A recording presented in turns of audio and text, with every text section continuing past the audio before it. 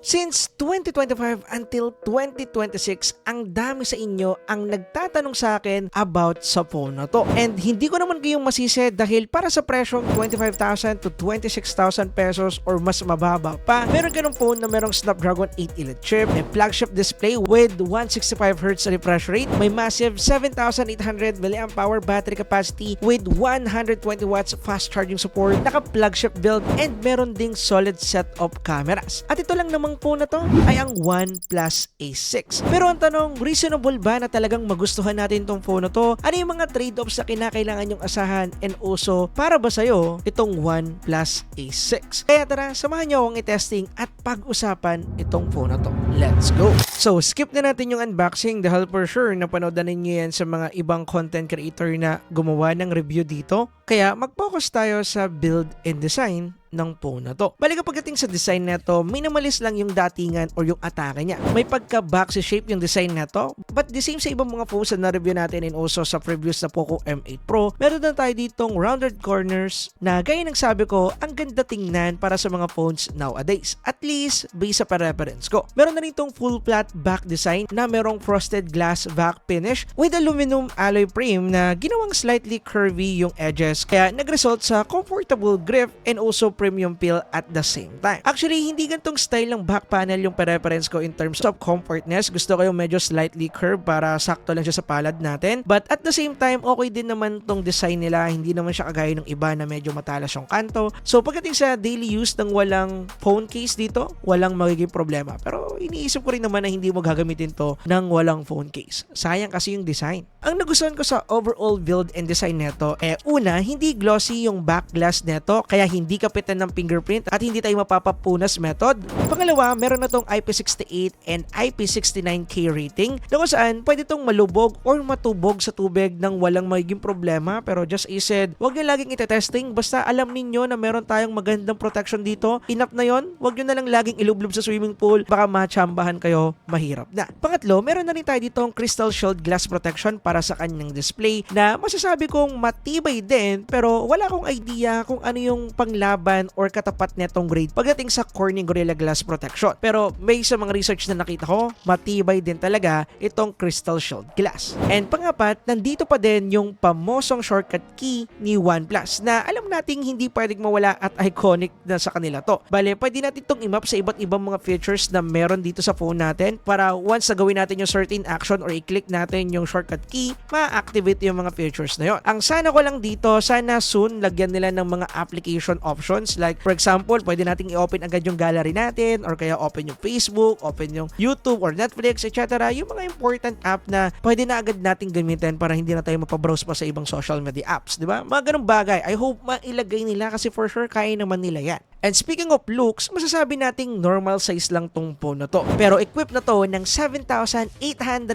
mAh battery capacity. And yung reason? Silicon carbon battery. At isa din tong phone na to sa may pinakamalaking battery na na-review ko dito sa channel. Bale, nakakuha to ng 26 hours plus na SOT sa ating PC Mark battery test in full brightness and naka-turn on yung Wi-Fi sa settings. And trust me guys, nang nagamit ko to sa studio as my second phone ng ilang araw, halos hindi siya nalolobat. Kasi most likely, standby lang naman siya dito sa desk ko. And then kapag nag-break ako sa edit or post-production na ginagawa namang video, lalo na kapag medyo nababurn out ako, tamang Facebook, YouTube lang or kaya Netflix sometimes. Tamang ganyan lang and then sometimes sasamahan ng konting gaming. And speaking of gaming, kung balagbagang gaming yung gagawin mo dito, for sure iba yung makukuha nating data in terms of battery life ng phone na to. And speaking of that, yung pangalawang experience ko rin dito ay nung nag-shoot kami ng extreme gaming test. Nagulat ako sa result ng battery na to dahil binasic niya lang yung almost 7 hours na extreme gaming test namin. And mind you, para sa mga bago nating kapare ko dyan, tuloy-tuloy po naming nilalaro yung phone na to sa loob ng 7 hours na yon. Malalaman ninyo yung more information about sa extreme gaming test na to kapag in-upload na namin. Pero medyo napapaisip ako kung i-upload ko ba. Mamaya malalaman ninyo sa performance part.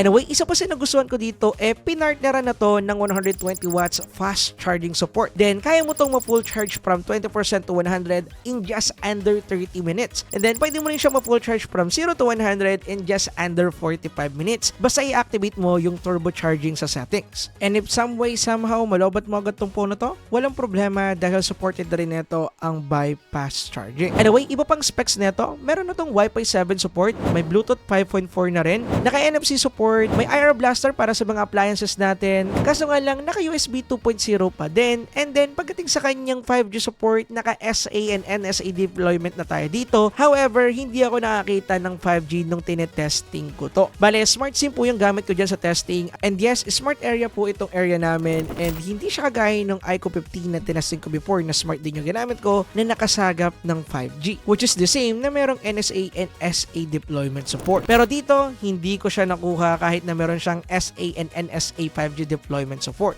I think sa dito SIM, makakakuha siya ng 5G, but yeah, based sa testing na ginawa ko, hindi pa po confirm in terms of smart. So malamang isa to sa trade-offs para sa inyo if ever na bibili talaga kayo ng OnePlus A6. Anyway, next naman natin pag-usapan ay yung kanyang solid flagship display. Meron na tong 6.83-inch, 165Hz, 1.5K resolution, 10-bit AMOLED screen display. And para sa price ng device ito, flagship na yung display na makukuha natin sa kanya. Meron na tayo ditong butter smooth display in terms of navigation. Walang magiging problema dahil nga meron na tong 165Hz support. Pero gusto ko lang i-take note na supported lang to sa mga application and also games na supported na yung 165Hz kagaya ng MLBB at iba pang mga games. Sharp na rin yung display neto dahil nga naka 1.5K resolution to na merong 450 ppi density. Kaya kung manunood tayo dito ng Netflix or kaya maglalaro tayo ng game, crystal clear yung mismong display niya. Talagang sharp tingnan kung ako yung tatanungin. And speaking of Netflix, meron na din tayo ditong Widevine L1 support, naka HDR10 and also Dolby Vision na rin pagdating sa Netflix. Kaya kung usapang anime, movie watching at kung ano-ano pa,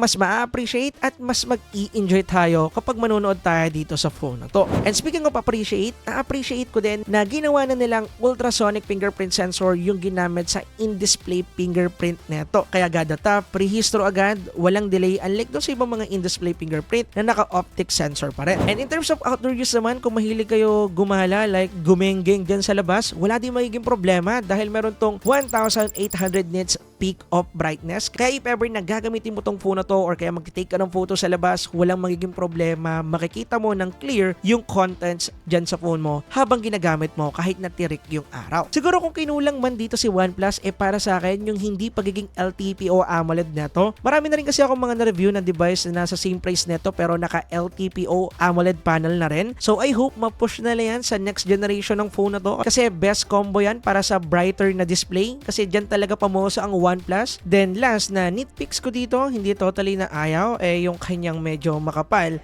na chin bezel. Alam din naman natin na kinakailangan ng konting budget para mapaliit yung bezels na yan. Ngayon naman, next natin pag-usapan yung kanyang performance part, which is isa sa pinaka main reason kung bakit maraming nagkakagusto dito sa OnePlus A6. Meron na kasi tong last year flagship chip na Snapdragon 8 Elite chip. And basically, hindi ko na kinakailangan pang i-introduce or ipaliwanag kung ano yung kayang gawin ng chipset na to. Napakadami na nating ginawang extreme gaming test sa mga phone na meron to. Dahil una, kung usapang overall performance lang ng phone na to, walang kahirap-hirap, basic yung video editing, multiple application na sabay-sabay na naka-open or ginagamit, heavy gaming at kung ano-ano pang common activities na gagawin ng device natin, hindi siya mahihirapan. Pero syempre, kaya din natin nabuo yung konsepto ng extreme gaming test. Different phone brands, different model ng mga phones, different din yung approach nila in terms of cooling, optimization, and also implementation ng mga gaming features nila. Kaya at the end of the day, iba-iba sila ng binibigay sa ating thermal, power consumption, at kung ano-ano pa mga gaming features. And speaking of gaming features, meron na po tayo ditong frame rate interpolation na gumagana. Unlike doon sa mga iQOO phones na na-review ko before, kagaya ng iQOO Neo 11 and also iQOO 15, hindi gumagana ng maayos yung kanilang frame rate interpolation. Pero sa mga OnePlus phones, gumagana po sila. Yan din yung na-experience ko sa OnePlus 15, meron din siya at yes, nag-work din po siya. And actually, dapat hindi ko na rin to gagawa ng gaming test kasi alam na nga natin yung performance nito, pero ginawan ko pa rin para magkaroon kayo ng idea kung ano yung thermal na makukuha natin sa kanya. Bale, naglaro kami dito ng Genshin Impact, sinalang namin siya sa max out settings. Naglaro kami dito ng 2 beses ng merong tig 30 minutes na playing time. Una, naglaro kami dito na naka-activate yung ating frame rate interpolation. Just I said, max out settings din to. And as you can see, nasa 120 FPS yung nakuha nating FPS dyan. Pero most likely, nagpa-fluctuate yan sa 110 to 120 FPS. May mga times sa kapag maraming animation, bumababa yung frame rate niya, which is normal dahil nga gaya ng sabi ko, frame rate interpolation naman to, hindi ito yung kanyang native FPS. And actually, goods yung naging performance natin dito. Wala kami napansin na kahit anong delay or lag. Unlike sa ibang mga frame rate interpolation available sa ibang mga phone brands na medyo choppy or sometimes merong cancel animation or cancel framing na ginagawa para mas maging smooth lang yung dating, pero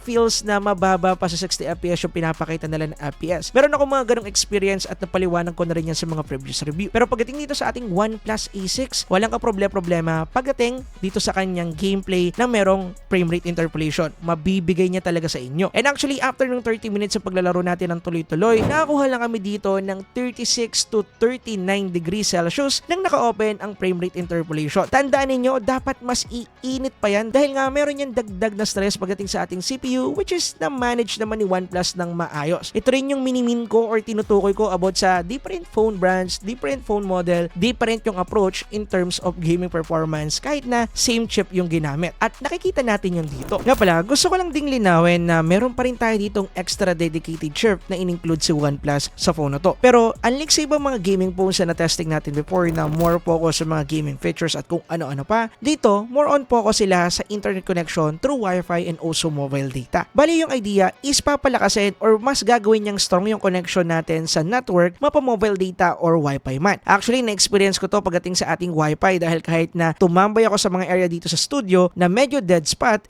nagkakaroon pa rin ako ng okay na connection pero hindi ganun kabilisan. Nakadepende pa rin sa network. Pero pagdating sa mobile data connection, medyo tagilid ng konti kung ako yung tatanungin. Anyway, enough na tayo sa explanation na yan. Naglaro din ulit kami dito ng Genshin Impact nang hindi naka-turn on yung ating mismong frame rate interpolation. Then dito, nakakuha din tayo ng decent performance. Naglalaro ng 55 to 60 yung FPS natin. But most likely, nag-maintain siya sa 60 FPS. Makikita nyo naman dyan sa game test na ginawa namin. At pagdating sa thermal na nakuha natin dito, sobrang lamig. Nasa 35 degrees Celsius lang after ng 30 minutes din ng tuloy-tuloy na paglalaro. Mind you, yung room temperature namin is naglalaro ng 26 to 27 degrees Celsius, which is a normal temperature kapag gabi sa studio namin. Then syempre, tinest din namin to sa mga MOBA games and then sinetup namin siya sa pinakasagad na settings sila, which is pinapakita na optimized na rin talaga itong OnePlus A6 pagdating dito. And then, ang result niya, nakakuha tayo ng 120 FPS dito sa MLBB, Wild Rift, and also HOK. And ganoon din yung nakuha nating performance pagdating sa ating Call of Duty Mobile. Optimize na rin. Max out settings tayo, FPS priority. And then, nakakuha tayo ng solid 120 FPS pagdating sa VR mode and also 120 FPS din pagdating sa ating MP mode. And good news, napaka-responsive din po ng gyroscope neto. So, para sa mga gyroscope user out there, panalo itong OnePlus A6 kung usapang CODM or any other shooting games na need din yung gumamit ng gyro. Goods na goods kung ako yung tatanungin. Then, pagdating sa thermal na nakuha namin dito, hindi halos uminit. Nakuha na tayo dito ng 35 to 39 degrees Celsius na average temperature para dito sa apat na game na to. Nga pala, meron na nga pala kami ditong nagawa na extreme gaming test pero hindi ko sure kung ipapublish pa namin dahil same lang din naman yung makuha nating resulta. Pero kung gusto nyo malaman yung overall performance nito at kung iinit ba yung device na to,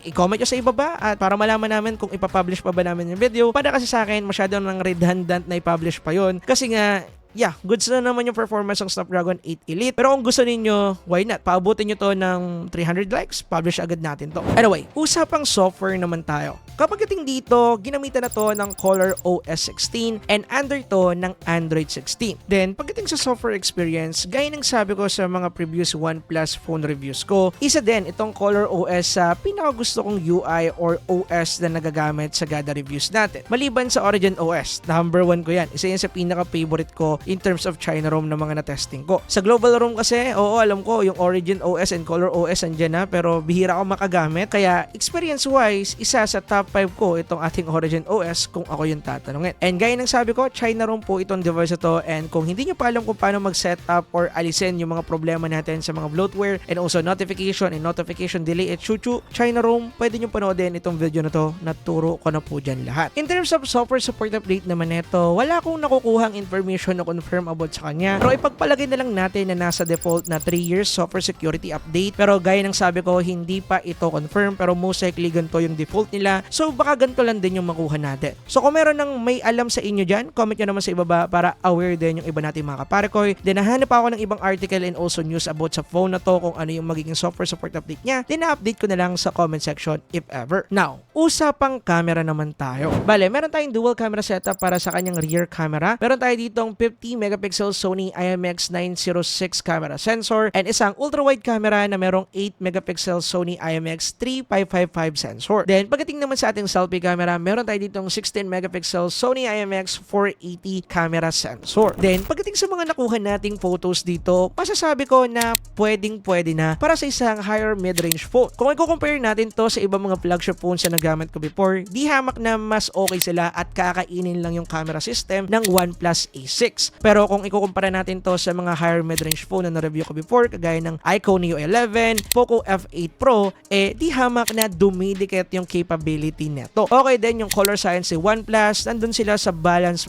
part, hindi ganun ka-saturated, hindi ganun ka-bright, at hindi din ganun ka-contrasty yung mga photos. In overall, okay na siya. Siya yung tipo ng photo na pwede nating daanan ng konting post-production bago siya i-post. So kung hindi nyo gusto yung mga ganun, nasa sa inyo yan. Pero para sa akin, goods na ako dito kasi more on priority tayo sa detail than color. Dahil madali lang naman yan bawiin in post. Pero for me, in terms of sharpness, detail, HDR capability, pasado na sa akin itong ating OnePlus A6 in terms of that. Dahil tamang proper positioning, tamang kuha lang ng magandang angulo and also source of light, makakapag-nailed at makakapag-nailed tayo ng good looking photos pagdating dito sa phone na to. And actually, meron mga global roam phones na nagamit ko na di hamak na mas maganda pa yung camera nito unlike sa kanila. And then, same feedback lang din pagdating sa kanyang selfie camera. Ang pinaka nagustuhan ko dito is yung ating skin tone. Hindi ganun katapang yung pag-whitening nila ng kulay natin kasi medyo kayo manggi tayo mga kapare ko kaya alam kong iba yung enhancement nila. Pero para sa akin, goods na rin naman to. Hindi naman ganun katapang unlike sa ibang mga phones na na-review ko before. Pero yeah, in overall, goods naman siya for me at least. And yes, in overall, in terms of selfie camera, para sa akin, goods naman siya. Pagdating naman sa video shooting, ang maganda dito, supported na nito ang 4K at 120 FPS, 4K at 60, and also 4K at 30. And in terms of quality, syempre 4K resolution, goods, sharp, and also maganda yung detail para sa isang mobile phone camera. Hindi natin siya pwedeng i-compare sa ibang mga merong may larger sensor pa na cameras out there. Pero in terms of this, okay na sa akin. Pwede natin gamitin siya para sa mga creative shots like 120 FPS if gusto natin ng battery smooth na slow motion. If ever na gusto nyo mag-shoot niyan, pang-film or kaya para sa mga school projects nyo. Kaso nga lang, 1080p at 30 FPS pa rin tayo sa kanyang front-facing camera. And just I said, hindi na to ganun ka-acceptable para sa mga phone na ganito. Pero yeah, gaming side naman yung focus ito. So, pwede na rin kung ako yung tatanungin. Now, usapang presyo tayo. By the way, nabili ko nga pala to kay AHH Xiaomi Manila. Pwede nyong i-click yung link dyan sa description down below para may direct kayo sa kanila if ever na gusto nyo mag-inquire about sa unit or kaya kung medyo malayo kayo dito sa Metro Manila, pwede rin kayo mag-order dyan sa Shopee and Lazada. Ilalagay ko po yung link ng shop na trusted and also binibilhan ko dyan sa mga platform na yan. Click nyo po dyan. Now, usap po conclusion and final verdict tayo. Kung ako lang yung tatanungin, oo, deserve ng phone na to yung hype dahil talagang sulit yung value nito para sa presyo niya. Pero kung meron sa inyo na hindi gusto yung mga China ROMs or ayaw ng China ROM, meron tong kalaban na global ROM na same lang din ng presyo at bumababa pa nga ng 24,000 pesos at yan ang Poco F8 Pro. And kung ako yung papapiliin, Poco F8 Pro ba or itong OnePlus A6, actually nakadepende. So straight answer, mas pipiliin ko ang Poco F8 Pro dahil una, global variant siya at wala akong magiging problema sa pag-setup ng mga Play Store at kung ano-ano pa pagdating sa phone na yon kasi as is na meron na siya. Pero kung ako naman yung tao na medyo advanced na sa phone and also sawa na ako sa mga Xiaomi or kaya Poco phones, mas pipiliin ko ang OnePlus A6. Kasi yung specs ng dalawa, the same lang, pareha silang merong magandang side, mas okay yung camera ng Poco F8 Pro, mas okay naman yung battery ng OnePlus A6. So nakadepende na lang talaga yan sa preference natin. So nakadepende na lang talaga yan sa preference nyo. Kayo ba? Anong pipiliin nyo sa dalawa? Comment nyo naman sa ibaba.